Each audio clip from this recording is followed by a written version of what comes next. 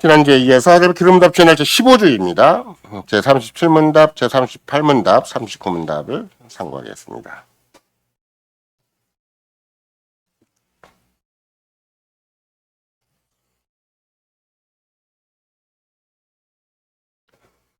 제37문답, 고난을 받으라는 말로 당신은 무엇을 고백합니까? 그리스도는 땅에 사셨던 모든 시간 동안, 특히 마지막 때는 모든 인류의 죄에 대한 하나님의 진노를 몸과 영혼에 친히 짊어지셨습니다.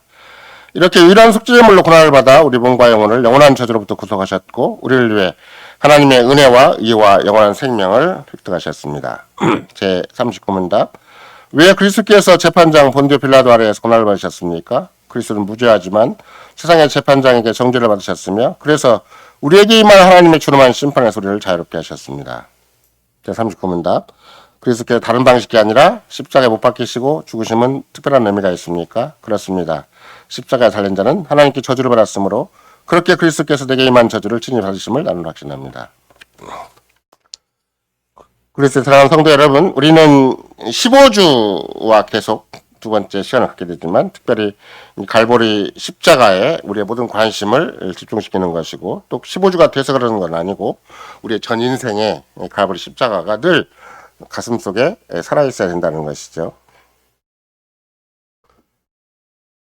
물론 복음주의 진영에 속한 사람들도 그리스도의 십자가를 충분히 내세우기도 하고 또 십자가에 대한 여러 가지 표현들도 굉장히 다양하게 하기도 하지만 특별히 십자가의 가장 중심에 하나님의 진노, 하나님의 공의가 충분히 만족됐다 이런 것에 분명히 서로 인정을 하는 것인데 문제는 그 십자가라는 것을 하나님의 공의에 집중하면서도 하나님의 사랑에 더 관점을 두다 보니까 십자가의 의미가 감각적으로 희석이 되어 있고 또 하나님 죗값을 치른 것에 대해서 조금 다소 애매모호하게 생각할 때가 참 많이 있는 것이죠. 그러니까 만약에 두 가지 질문을 해본다면 질문이 이제 어느 쪽으로 치우치기는 같은 것인데 치우치기도 쉬워요. 갈보리 십자가가 죄인을 향한 하나님의 공의의 만족입니까? 아니면 죄인을 향한 하나님의 사랑입니까? 그러면 복음주의자 태반은 뒤쪽을 대답을 해요. 죄인을 향한 사랑이다. 근데 개혁교회일수록 개혁 신앙 고백일수록 죄인에 대한 하나님의 공의의 만족이다. 이런 쪽으로 초점을 맞추는 것이 지극히 바람직하죠. 물론 이런 과제가 일생을 지금까지 또 한국적인 풍토도 그렇고 현대적인 사조도 그렇지만 대부분 한국 사회는 우리가 독특하게 설립해온 동양 문화권적인 철학과 사상도 있겠지만 서구 문화에 대해서 특별히 그 교육적인 차원에서 많이 수용을 했어요. 일제 잔재도 많이 남아있지만 서구 풍토가 교육계에 굉장히 실용주의적으로 이렇게 또 현세 중심으로 많이 흘러온 것이죠. 예를 들면은 똑같은 학위를 받아도 서구 사회 참으로 유럽 전통적인 차원에 있어서는 그 메스터와 어프렌티스라 그래가지고 장인과 도제 시스템을 가지고 있지만 그래서 박사가 흔하지를 않아요. 근데 이것이 미국 사회로 넘어오면서 엄청난 석사와 박사가 쏟아져 나온 것이 사실이기 때문에 우리나라 같은 경우도 성남 인력시장에 가면은 엄청난 박사 학위자 소유자들이 참 많다 그러잖아요. 성남 인력시장의 특징이 박사 학위 소유자가 많고 목사가 많다. 이게 이제 성남 인력시장의 특징이죠. 성남만 그러겠어요. 제가 알고 있는 굉장히 그렇게 잘하는 건 아닌데 아는 사람도 전부 몇 개 직업을 가지고 있는데 그 직업이 전부 아르바이트형의 직업을 가지고 있고 또 미국 사회 이민 사회만 가더라도 수많은 목사들이 대부분 정처가 없어요. 그러니까 우버 택시라는 거 있잖아요. 대부분 택시 운전사고 유럽 쪽에 가 있는 또 동기 목사들도 두세 명이 전부 택시 운전사하고 있고 다 그러는 것이죠. 그보다 더 중요한 건 무엇인가? 서구 문화권이 우리한테 전래되어 온 것은 자아실현, 자기 성취, 자기 중심성이에요. 그러니까 오전 시간에도 말씀드렸지만 어떤 문제가 와도 기어코 어떤 자기 중심에서 문제를 풀어가려고 하는 것이고 자꾸 자기 자아실현적인 차원에서나 현실을 자기 인생을 경영해 나가는 것인데 그러니까 당연히 적극적인 사고방식이 있어야 되는 것이고 수많은 자기 나름대로의 방법론이 있어야 되겠죠. 또 가능하면 자기를 부정적으로 평가하지 말고 긍정적으로 자기를 평가해라. 이런 기본 베이스가 늘 있어서 교육 차원은 더 그러죠. 교육 차원에서는 너 죄인이라고 그렇게 얘기하는 교육은 없잖아요. 멀쩡한 학생들 어린애를 데다가 너 죄인이야라고 유치원에서 가르친다. 그건 말이 안 되는 거죠. 그게. 그런 유치원이 있다면 한 명도 안 보냈고 부모가 죄인이라고 안 가르치고 참 아름다운 애야. 너 가능성이 있어. 너 훌륭한 아이야. 뭐 부모가 아끼는 이상으로 유치원에서 아껴줘야 그 유치원에 애기를 보내는 것이지. 어떤 유치원, 어떤 어린이집에 죄인이라고 가르치는 데를 보내겠냐고요. 근데 교육부에는 죄인이라고 명백히 가르쳐야 된다는 거지. 우리야 뭐 유치원이 따로 있는 게 아니라서 그럴 필요도 없겠지만.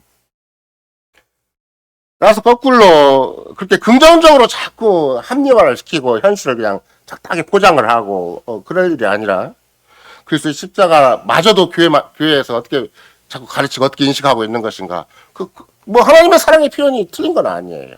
십자가에서 하나님의 사랑이 극적으로 다 표현되어 있기도 하지만 그러나 더 1차적인 것은 갈보리 십자가는 하나님의 공의의 집행이다. 공의의 만족이다. 이것이 굉장히 중요한 것이죠.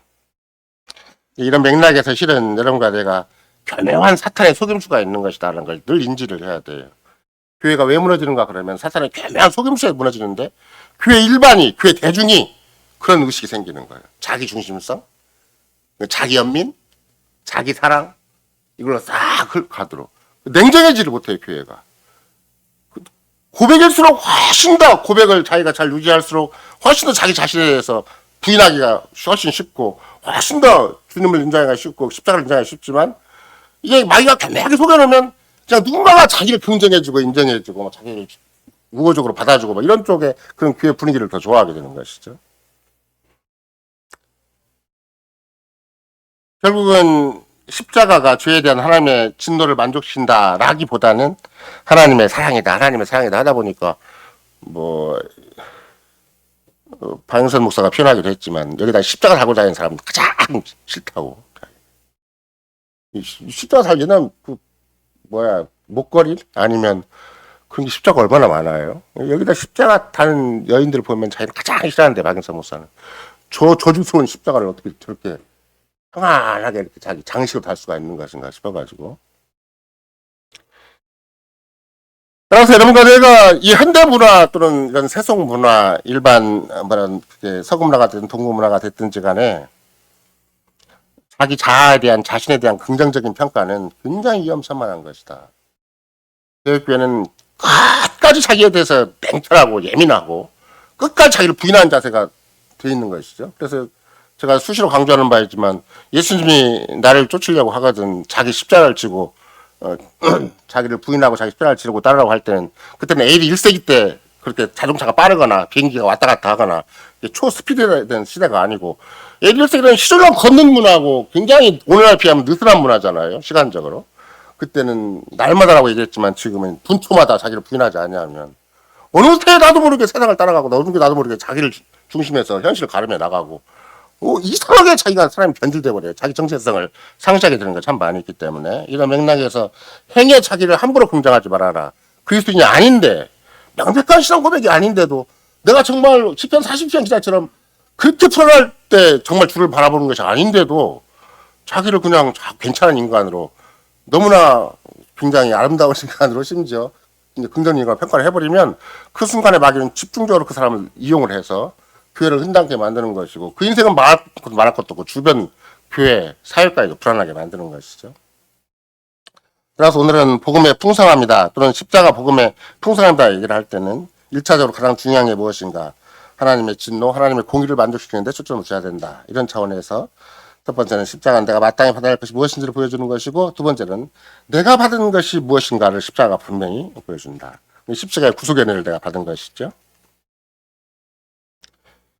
예를 들면 로마서 1장만 본다 할지라도 하나님이 그 상시한 마음대로 내버려 뒀을 때 어떤 일이 발생하는가 그랬더니 로마서 1장 28절 이하인데 모든 불의, 추악, 탐욕, 악의가 가득한 자요, 시기, 살인, 분쟁, 악독이 가득한 자요, 수근수근한 자요, 비방하는 자요, 하나님의 미워하시는 자요, 교만한 자요, 자랑하는 자요, 악을 도모하는 자요, 부모를 거역하는 자요, 우매한 자요, 배약하는 자요, 무정한 자요, 무자비한 자라.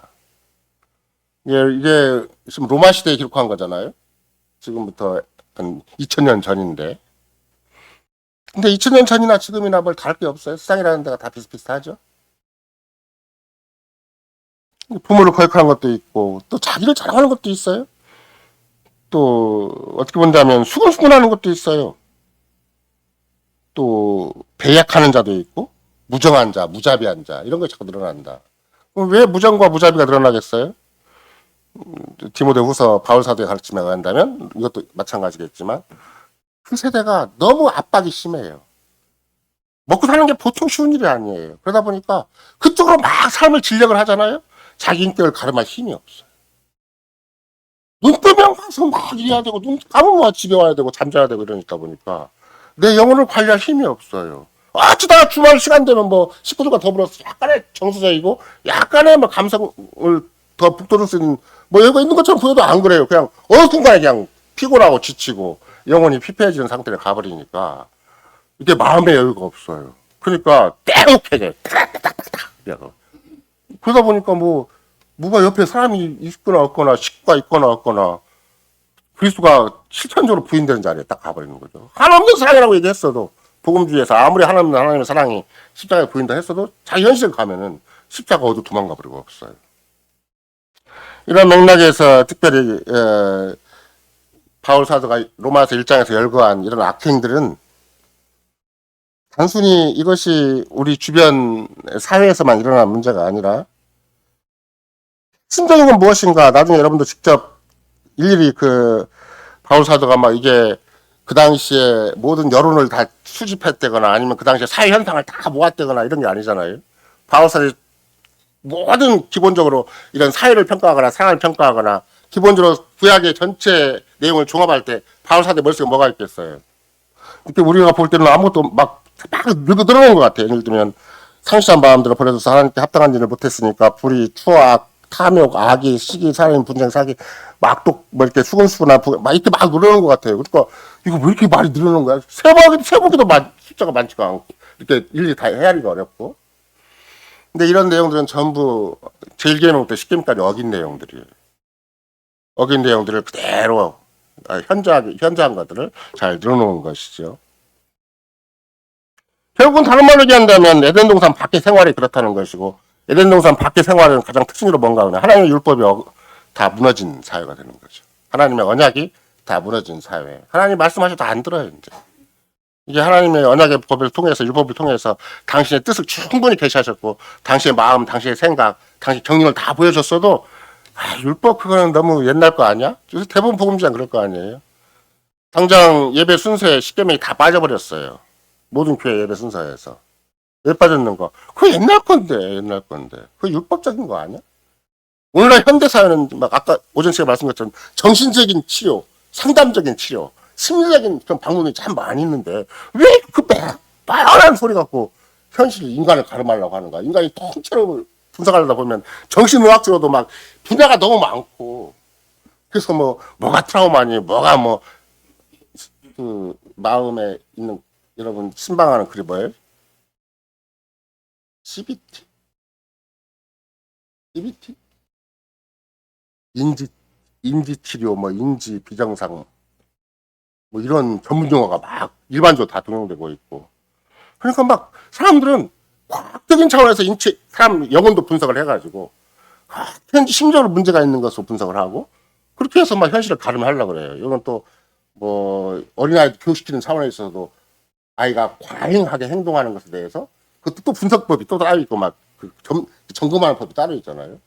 그래서 심지어 여러분과 내가 TV에서도 어떤 여자분인데 이름을 또 까먹었는데 그분 주변에 사람들이 많이 모여있고 웬만한 인사들이 그 집에 다 왔다고 하고 웬만한 가정에서 또 자기 자식들 다 그 사람한테 상담하고 근데 이런 것들이 여러분과 내가 생각을 할 때 근본적인 그 문제가 어디에 있겠는가 이런 모든 분석과 평가에 있어서 진짜 바울 사도가 그만도 못했겠는가 바울 사도가 정말로 그 시대에 탁월한 선자 같은 역할을 했고 정말 주님이 쓰실 만한 너무나 귀한 사람이었는데 그때는 AD 1세기였고 지금은 바울 사도보다 똑똑한 사람이 더 많아서 그런 것인가.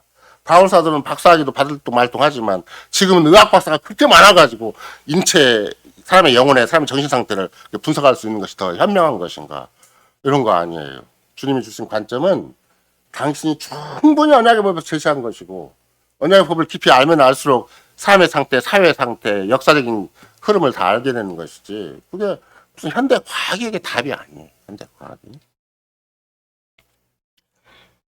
더 중요한 것은 뭔가 그러면 영적인 죽음이란 걸 늘 성경은 가르치는 것인데 우리는 항상 우리가 펄펄 살아있다고 생각을 하고 더군다나 하나님의 공의의 진노에 대해서는 아무 감각이 없거든요. 이 하나님의 공의의 진노도 성경적인 용어, 옛날 오랜 AD 1세기의 성경적인 용어라고 생각을 하지 이것이 오늘날 더 얼마나 정말 무서운 현실로 우리 가까이 있는가 여기에 대해서는 사람들이 별로 긴장감을 갖지 않는 것이죠. 이런 맥락에서 결국은 구약에 일관되게 제시하는 것은 구약의 율법의 십계명도 가장 중요하지만 구약 전체 언약의 계명이다 할 때 또 중요한 게 뭐예요? 이스라엘 백성 전체가 매여 있는 것, 모세스에 말씀드린 고라자손이 매여 있는 것, 또 이후에 그리스도에게까지라도 당신이 친히 매여 있는 게 뭔가 그 제사법이라는 거거든요. 다른 말로 얘기한다면 희생제사가 아니면 사람의 이게 주어진 죄가 어떤 해결책도 없다는 것인데 그 희생제사도 동물의 희생제사가 아니라 궁극적으로는 참 그 메시아 하나님의 아들의 죽음을 늘 내다보게 하는 것이라서 그 약속을 전제로 하고 동물의 희생제사가 있는 것이지. 옛날 여러분과 내가 김원전 목사님이 표현한 대로 한다면 우리 같은 인생은 트럭으로 갖다 버려놔도 아무 가치가 없어요. 여러분과 나 같은 인생은 막 트럭으로 갖다 퍼붓고 죽어도 진짜 전쟁에 죽잖아요. 우크라이나나 소련에 있는 사람들 기독교인이 없어요? 있어요, 다. 전쟁의 와중에 막 통째로 죽어 나가도 그 개죽음이지 그게 무슨 의미가 있는 죽음인가 그런 거 없어요. 그러니까 한번 전쟁이 와버리면 이게 우리가 감당할 수 없는 하나님의 무서운 진노가 이렇게 임하는 것이라서 자연재해가 위험천만한 것도 있지만 한번 전쟁이 오면 우리는 송두리째 도매금으로 넘어가 버려요. 그냥 갯값이죠. 뭐 갯값도 그만두고 갯값은 그래도 기분 가벼다 쳐지지만 우리 인생 값도 안 쳐진 인생들이 전쟁에 소용돌이 휘말려 버리는 거예요. 그게.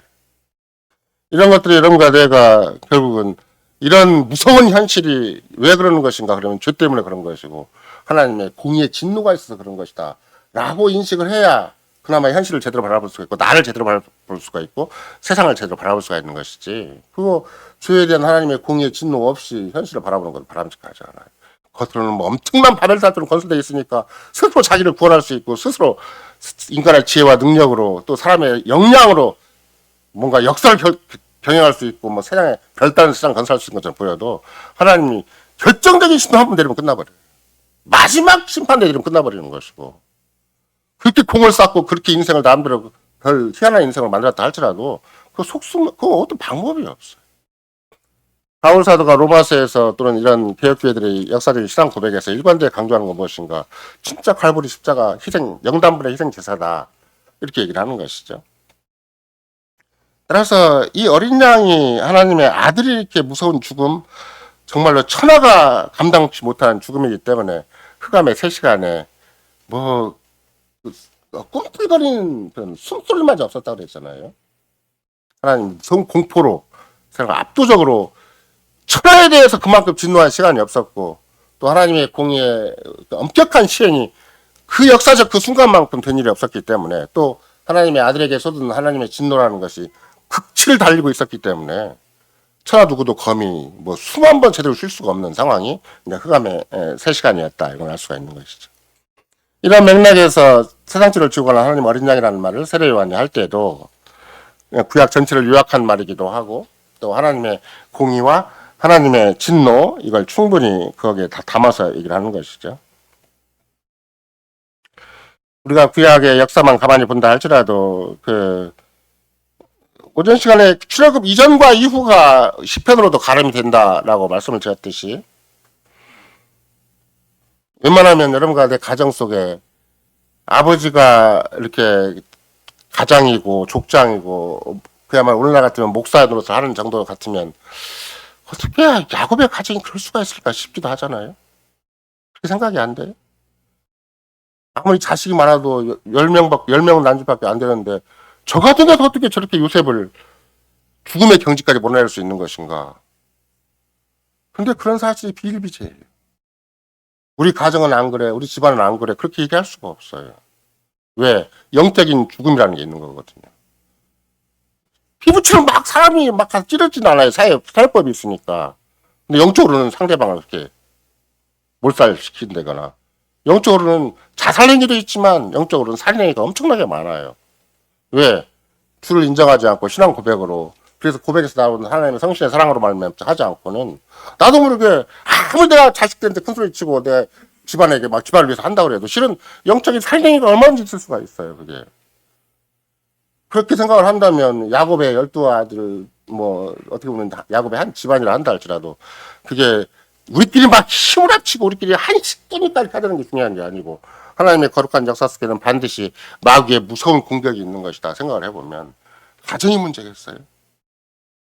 한 나라, 한 시대가 문제인데, 천년의 기독교가 문제인데, 어떻게 천년이 그 어두운 긴 역사를, 그 거대한 교회를 이끌어가면서도 그렇게 그리스도의 십자가가 무기력화되고, 그 인본적인 선행, 자기의 선행, 자기 노력, 자기 정성이 이게 극대화될 수가 있었겠냐고. 마귀는 치밀하게 그런 과정을 다 만들어가는 그런 과정이 있는데, 그럼 어느 때 우리가 그런 마귀의 속임수에 안 넘어갈 수 있겠는가? 그러면 갈보리 십자가만 생각한다 할지라도 어디를 생각해야 되겠어요? 하나님의 공의의 진노 앞에 우리는 얼마나 무가치한 인생인가, 얼마나 참 진짜 악한 인생이고, 아까 막 바울 사도가 로마서 1장에서 얘기했지만 이게 다 나한테 해당되는 사회라고 얘기를 해야 되는 것이지. 아, 이건 나 말고 내 옆에 이웃, 그 당시에 유대인들, 그 당시에 로마 정부 안에 있는 로마 시민들이 그런 문제가 아니에요. 그건 야곱의 가정에서 발생한 일이기도 하고, 또 구약의 이스라엘의 가운데 발생한 일이기도 하고, 유대인이나 헬라인이나 변함없이 그 범죄 속에 있는 거죠. 왜 어느 만큼 타락을 해요? 하나님의 법을 어기는 것이 급전직하 사회가 타락하고 무서운 하나님의 범죄 상태로 하나님이 정말로 진노를 낼 수밖에 없는 상태로 가는 것이지, 얌전하게 살고 있는 사람 하나님 진노하시는 게 아니에요. 굉장히 착하고 선하고 막 우리끼리 열심히 사는데 하나님 진노하시는 게 아니에요. 극한에 치달아 가니까. 돈을 잘 벌고 못 벌고 문제가 아니야. 사람 마음에 악의가 생겨요. 무자비가 생기고 무장이 생기고 아주 냉철한 싹 택박한 마음이 생겨버리는 거. 마음의 여유가 없어져 버리는 거. 자기의 감성적인 뭐 커피 한 잔 마시고 가서 뭐 좌 주변에 수양증 가가지고 카페에 들르면 정서가 생기는 게 아니에요.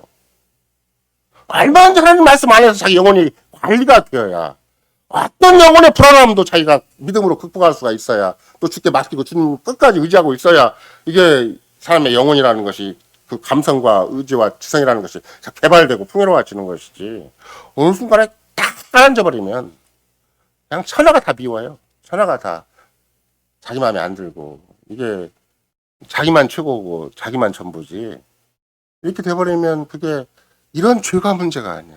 영적으로는 자기 혼자 비수를 들고 꽉 휘둘러, 누가 뭐라고 하든지 다 휘둘러버리는.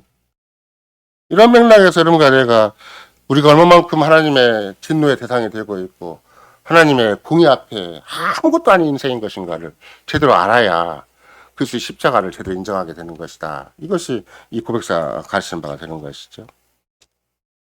그래서 개혁교회는 항상 이런 15주를 얘기할 때, 또 갈보리 십자가를 얘기할 때마다 늘 제시하는 것이, 예를 들면은 이게 사회적인 죄만을 얘기하는 것인가, 아니면 어느 특수한 시대, 특수한 환경에서 문제를 얘기하는 것인가. 예를 들면 제가 어제서도 말씀드렸지만 6.25 같은 경우나 5.18 같은 경우가 정말 전두환이 나쁜 놈이라서, 정말 그런 북한이 나쁜 집단이라서 그렇게 됐는가? 꼭 그런 거 아니에요.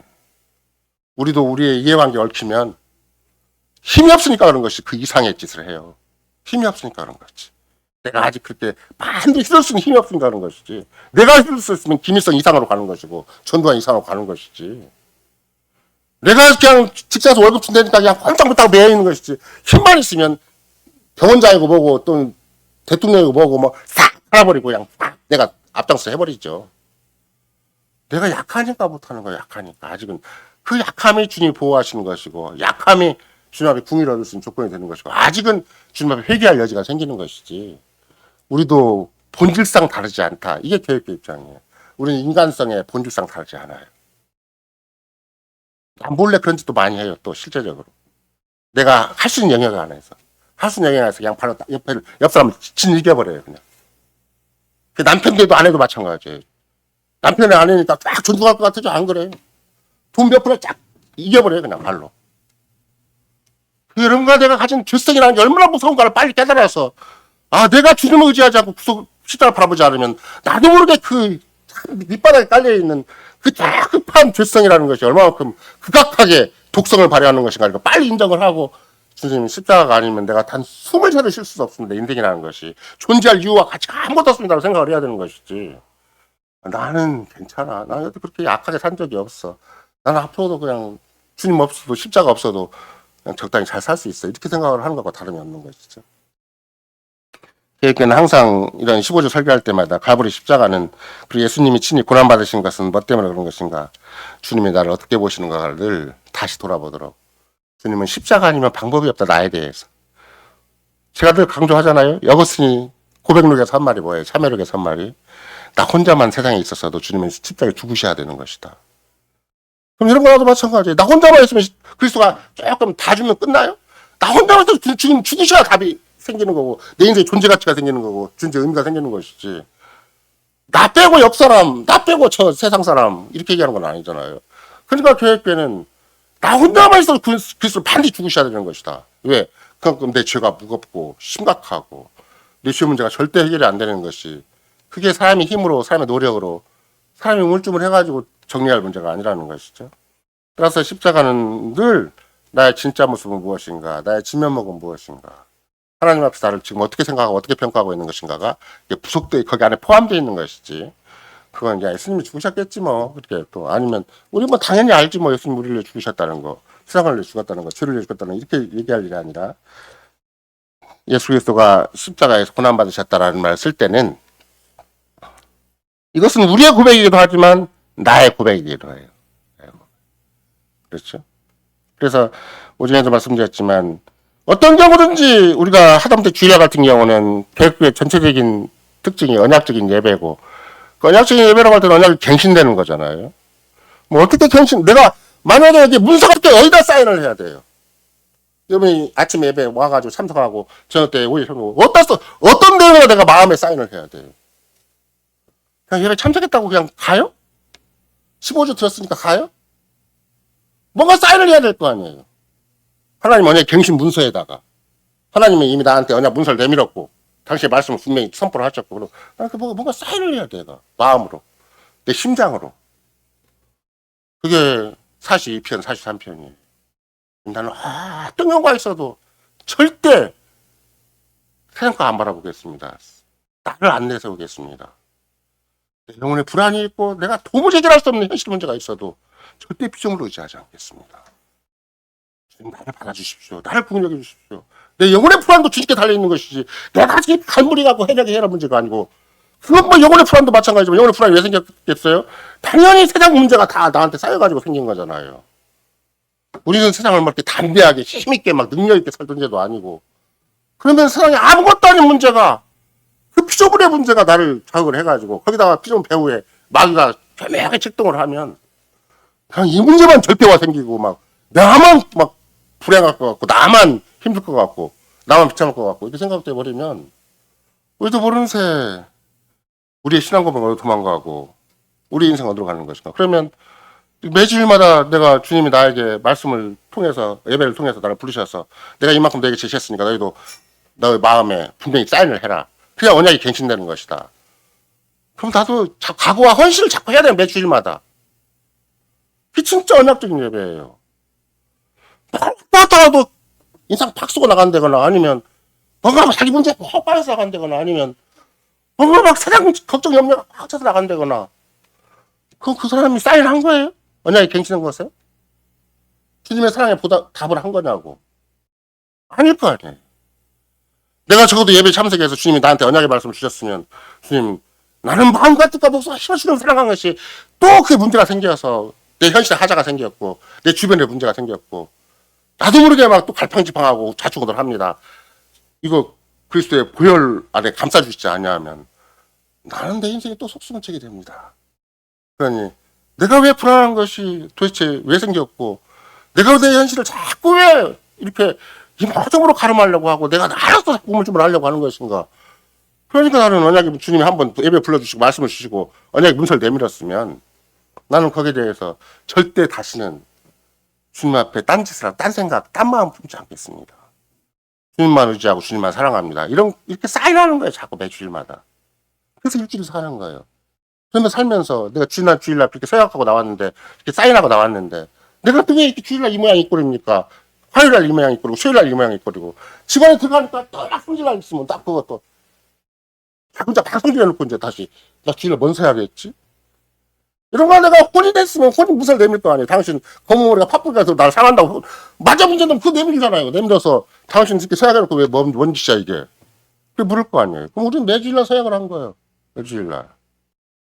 그렇게 해놓고 자기 집에 가서 자기 이웃에 대해서 직장에 가서 자기 자신에 대해서 함부로 생각하고 함부로 평가하고 함부로 처신하면 그 자기가 언약을 어긴 거예요 또.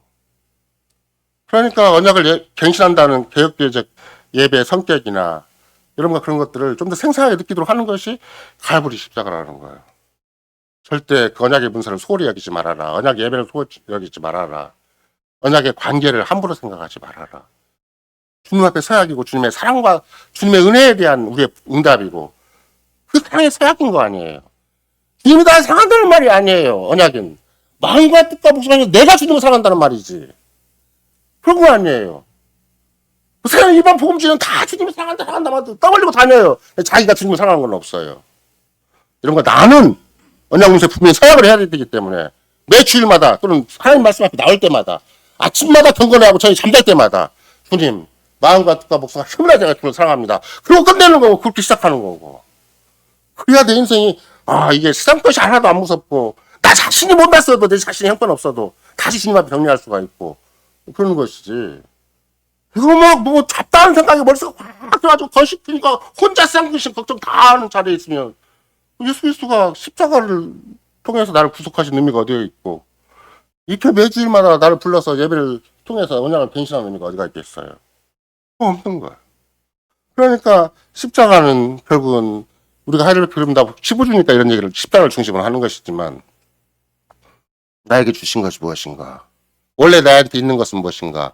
그건 십자가를 향한 주님의 엄청난 저주다. 너무나 무서운 저주다. 내가 만약 저주를 받기로 한다면 내가 구속을 받은 것이 머리부터 발끝까지라면 나는 머리카락 하나부터 다 저주해 이제. 하나님이 불러 지지해야 돼요. 내 머리카락. 내 세포 하나 다 지지지 않는 한 난 이 땅에 존재할 이유가 없어요. 뼈마디도 다 찢어야 죄가 없어져요. 오장육부도 다 찢어내야 내 죄가 없어지는 것이지. 죄가 그렇게 쉽게 없어지질 않아요. 나를 완전히 태워야 주님이 번제보다 태워야 죄가 없어지는 거예요. 그런 내 인생을 어떻게 십자가 빼놓고 내 인생을 생각할 수가 있어요. 어떻게 십자가 빼놓고 내 머리, 내 몸뚱아리, 내 손과 발, 내 오장육부를 생각할 수가 있겠냐고. 근데 주님이 태워버리지 않고 진노해서 불 때문에 던지지 않고 나를 그냥 여전히 죄가 하나도 없는 자처럼 계명을 하나도 어기지 않은 것처럼 지금도 얼마든지 하나님 앞에 의로운 자처럼 나를 상대해 주신다고 그걸 내가 확인하고 또 확인하니까 아이고 주님 사인을 막 100개라도 하죠. 사인 100개라도 하죠. 그리고 주를 나가는 거예요. 사인 100개라도 하죠. 근데 직장에 가거나 집에 가면 또 이당 쓴다거나 아니면 누가 조금만 벗어만 팍 속상한다거나 이러면 또 언약을 수직자하게 되고 있는 거예요. 돈 한 푼을 써도 생각 한 번을 하더라도 일거수일투족을 하더라도 언약 안에서 하는 것이다. 언약을 기억하고 하는 거예요. 스님. 내가 여차하면 이렇게 쓸데없는 짓 많이 하고 죄가 늘 묻어나고 도피가 잘 묻어나서 그 부피하고 썩은 것이 자꾸 내 주변에 드러나서 내가 내 인생인지 헛된 인생인지 뭐 어떤 인생인지 모르겠는데 주님이 나를 구속의 은혜를 완벽하게 입히셔서 당시에 소유로 삼으셨고 꿈도 꿀 수 없는 왕같은 처형을 이 땅에 살게 하셨는데 내가 지금 어떤 짓을 어떻게 해야 됩니까? 그런 걸 자꾸 생각하는 거예요. 생각. 그러다 보니까 자기 스스로는 감당할 수 없을 만큼 또 공동체적인 하나님의 인도하신 방식이 있고 인류 역사 전체적인 하나님의 인도하신 방식이 있으니까 때에 따라서 이렇게 무서운 일도 겪는 거죠. 역사적으로. 이방인의 포로가 되는 신세도 겪는 것이고. 그러나 생각을 해보세요. 42편과 43편은 시편 기자는 이방인의 포로가 되었는데도 원래 성전은 예루살렘에 있는 곳이고 거기에 분명히 성소가 있고 지성소가 있어서 그게 내 할 역할이 있고 내가 그 성전 안에 산 자로서 늘 희생사의 유기를 받고 있고 성전의 복음을 받고 있는 존재였는데 이방 땅에 막 구석에 있어서 내가 뭘 받고 있는 거예요. 주님, 내 불안 속에서 내 문제 속에서 내 현실 속에서 내 영혼의 자유가 절망 속에서도 주님을 붙을 수 있는 그런 일을 주신 거 아니에요. 지금 내가 누구입니까? 이렇게 쩔쩔매는 게 내 인생인데 내가 뭘 내세우고 뭘 자랑하고 뭘 주장할 수 있었겠습니까? 근데 주님은 거기에서 또 빛이 뭐다, 진리가 뭐다, 기쁨이보다 감사와 찬송이보다 알려주신 거 아니에요. 그러면 시편 40편과 43편 기자는 현실로는 회복 불가한 교회 현실인데 오히려 주님이 충분히 자기를 품어주시고 긍휼히 해주시고 자기와 함께 해주시는 걸 얼마든지 확신할 수 있고 감사할 수가 있는 것이기 때문에 그런 과제가 어떤 핑계를 댈 수가 없어요. 아니요, 그거 말고 내 원인과 내 현실 다르게 있습니다라고 얘기할 수가 없어요. 그렇게 극한 상황에 갔어도 영원히 절망하고 좌절하는 현실 앞에서 주님이 방법을 주셨다면 그 언약 안에서 내가 뭘 핑계를 대고 뭔 명분을 내세워서 아니요, 그거 말고요, 그거 말고요 할 수가 있겠어요. 없어요. 그러니까 우리 인생의 밑바닥에다 놓고 주님이 그렇게 출애굽은 시작하는 것이다 라고 얘기를 하는 거예요. 그렇게 구속받은 인생을 시작하는 것이다. 그렇게 막 대단하게 뭘 쌓고 막 준비하고 막 다른 사람과 구별되고 막 이런 게 아니라 내 영혼의 밑바닥이 어떤 것인가, 내 인생의 절망과 좌절이 어디에 생기는 것인가, 그런 극한적인 상황에서도 내가 너를 향해서 이미 출애굽의 기적적인 사실이 있고 성소와 성전의 복음이 있고 희생제사의 복음이 있다면 그걸 네가 놓치지 않는다면 그럼 그리스도 갈보리 십자가를 우리는 놓치지 않는 거죠. 복음을 놓치지 않는 거죠. 그래서 그가 느끼는 감각이 이게 보이지 않게 보호를 해주신 거예요. 옛날 시편 22편 같은 경우만 에도 그렇고 시편 전체 기조가 다 그렇겠지만 제가 마지막 논문을 쓸 때, 졸업 논문을 쓸 때 시편 22편이 원래 대상이었는데 똑같은 면은 어찌하여라고 시작을 해요. 그 어찌하여라는 말은 자기가 스스로 풀 수 없는 문제에 봉착을 한 거예요. 자기 인생에 아주 어떤 풍지에 몰린 거죠. 근데 시편 20편 기자가 우리가 메시아적 시편이라고 얘기하는 만큼 그리스도에 바로 적용되잖아요. 그렇게 완전한 인간 예수도 이 땅에 오셔서 마지막 순간에 뭐라고 얘기하신 거예요? 자유라고 얘기하신 거예요. 철저하게 순종하신 분이고 철저하게 참인간이고 정말로 우리처럼 막 감정이 왔다 갔다 하거나 변덕스럽다거나 어떤 지성이 부족함이 없는 그분이신데 그 완전한 인간을 있다고 사시는 분도 마지막 순간은 어찌하여라고 자기 아버지 앞에 호소한 거 어찌하여 나를 버리시나이까. 내가 무슨 잘못이 있다고. 근데 그렇게 해놓고 당신이 스스로 정리하는 것은 절대 내 뜻대로 아니고 아버지 뜻대로라고 자기가 성실을 하시고 다른 말로 얘기한다면 언약의 법 앞에 언약의 당신이 친히 당신을 딱 매이신 거잖아요. 신비한 것은 42편과 43편도 마찬가지고 이 신앙고백서도 마찬가지인데 정말 주님 우리를 붙드시면 더 밑바닥으로 안 내려가게 하셔야 돼요. 밑바닥 내려가면 어디까지 내려가겠어요? 그를 뒤쳐나간다든지 지 마음대로 살고자 그냥 아예 그냥 하나님 법이고 뭐고 은혜고 뭐고 아무것도 없이 막 혼자 그 뒤쳐나갈 일이 참 많아요. 가까운 곳에 우리 주변에 있는 교회들도 막 사람들이 팍 뛰쳐나가버려요. 정말 주님이 끝까지 그 마음을 붙여주신 게 없어요. 내가 아무리 살아서 참 험하게 살고 완전 노예 신세로 살고 포로 신세로 산다 그래도 하나님 왜 사람들이 이렇게 하나님이 나 때문에 하나님이 완벽하게 모독을 당하시고 있는데 그 생각이 거기에 머물러요. 아 내가 하나님의 이름을 건 인생인데 나에게 하나님의 뜻이 걸린 인생인데 나에게 하나님 나라고 교회가 걸린 인생인데 내가 왜 이렇게 내 인생을 함부로 살까? 나 때문에 서양 사람들한테 철저하게 하나님이 모독을 당하시고 조롱을 당하시는 거야. 내가 조롱당한 게 문제가 아니구나. 내가 부끄럼 당하는 게 문제가 아니고 내가 책임 깎는 게 중요한 게 아니라 나에게 당신의 이름을 걸어두신 당신의 뜻을 걸어두시고 당신의 나라와 교회를 맡기신 바 거기에 큰 문제가 생기는 거구나. 그러니까 시편 기자가 그게 애같한 거예요. 나 같은 인간에게 문지기도 맡겨주시고 성전하는 직분도 맡겨주시고 찬양하는 직분도 맡겨주셨는데 내가 왜 이 모양 이 꼴 됐습니까?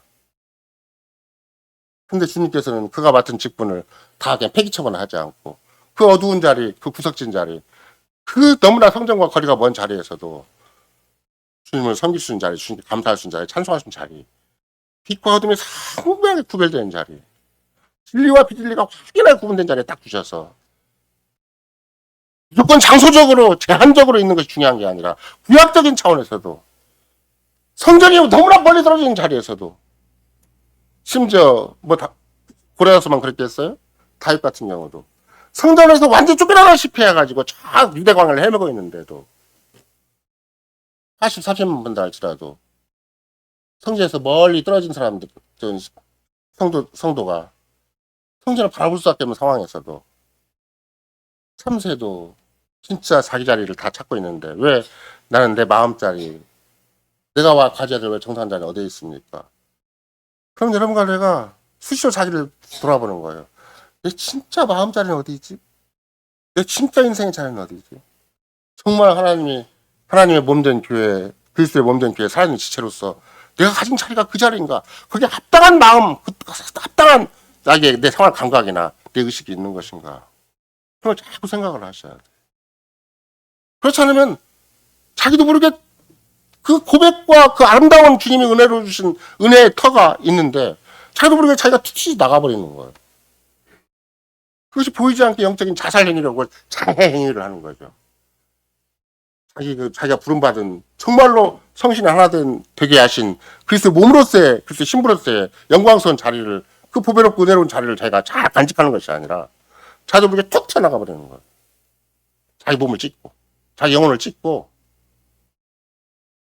그것이 더 비참한 일이 되는 거예요.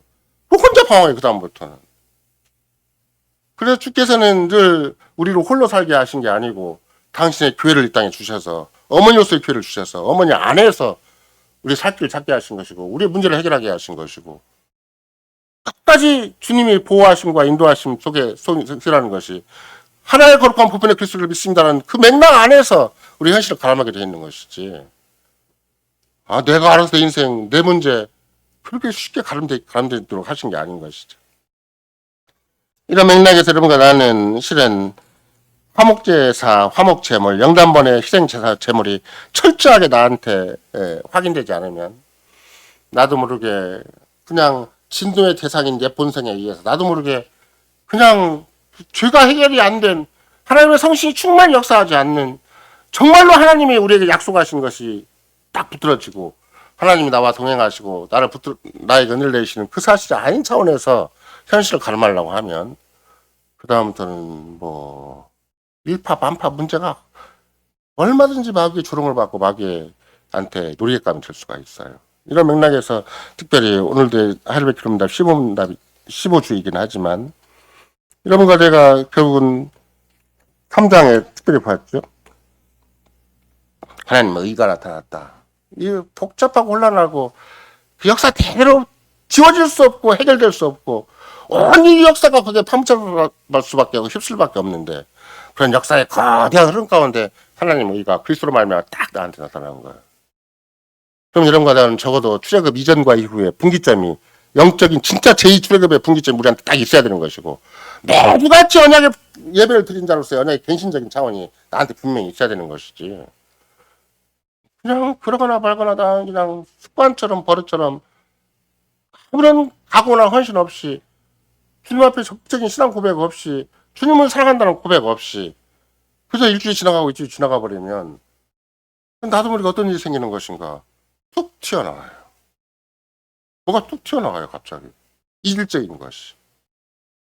내가 스스로 예상할 수 없는 것이 툭 튀어나와 버리는 거야. 자기를 철저하게 단속하지 않으면 언약 안에서 철저하게 생기지 않으면 나도 모르게 언약 밖에 있는 사실들이 자꾸 드러나기 쉬운 것이다.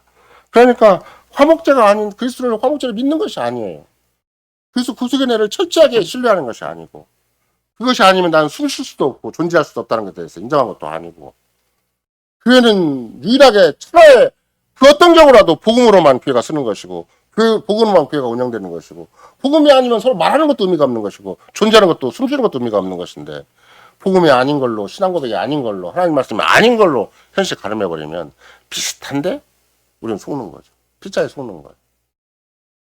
이런 맥락에서 오늘 또 여러분과 내가 구태여 이런 역사적인 개혁교회 신앙 고백도 그렇고 바울 사도가 로마서에서 일관되게 강조하는 것도 그렇고 진짜 십자가에서 주께서는 우리에게 뭘 가르치고자 하시는 것이고 뭘 증거하고자 하시는 것이고 우리로 하여금 십자가를 어떻게 붙들게 하시는 것인가.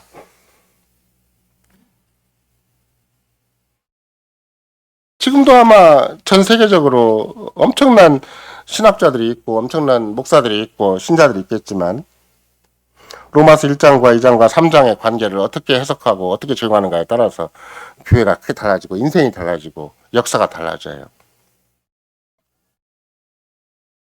하나님께서 그 하나님과 원수로 있었던 자들에게 그리스도의 덕분에 하나님의 자녀로 입양된 자녀로 삼으셨다.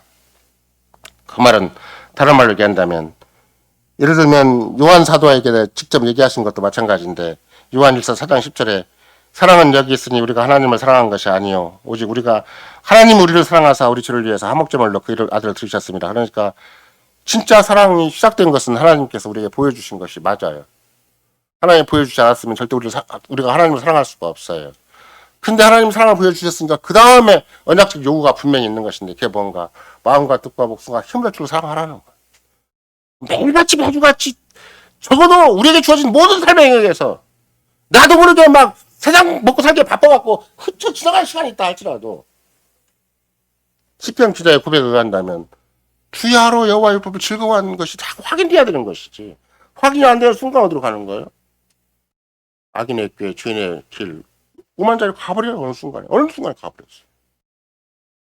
여호와 율법에 내 모든 인생을 맡기고 그것 때문에 오늘도 참 세상에 없는 기쁨과 평안을 누리고 세상에 없는 의도 가지고 있고 그래서 주님이 나에게 베푸시는 바 그 확고부동한 그런 신앙 고백에 근거한 주님이 나의 동행과 있고 임재도 있는 것이 확인돼야 되는 것이 아닌 한 그러니까 결국 사도 요한도 일관되게 얘기하는 것은 화목제물이 우리한테 확인될 때만 사랑이 제대로 파악되는 것이다.